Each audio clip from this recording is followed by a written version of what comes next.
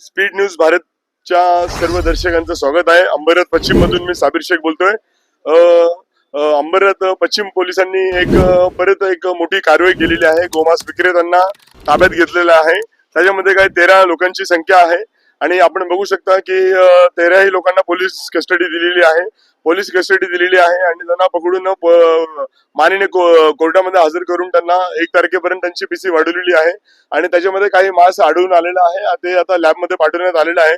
आपण जे गुन्हे प्रकटीकरण करण्याचे जे वरिष्ठ निरीक्षक आहेत किशोर शिंदे सर यांनी त्याच्यावर आपल्याला प्रतिक्रिया दिलेली आहे। आपण बघू शकता त्यांच्यावर आणि बाकीची लोक आता सध्या कस्टडीमध्ये आहे आणि विचारपूस चालू आहे। तर ही घटना याच्या पहिले 2 ते 2.5 महिन्यापूर्वी घटना झालेली, ऑलरेडी याच्यावर गुन्हाही दाखल झालेले, परत ही घटना घडली आहे। ही रेड परत झालेली आहे।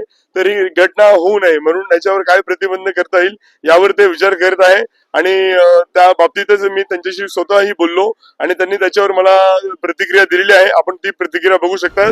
स्पीड न्यूज भारत, अंबरनाथ पश्चिम, साबिर शेख।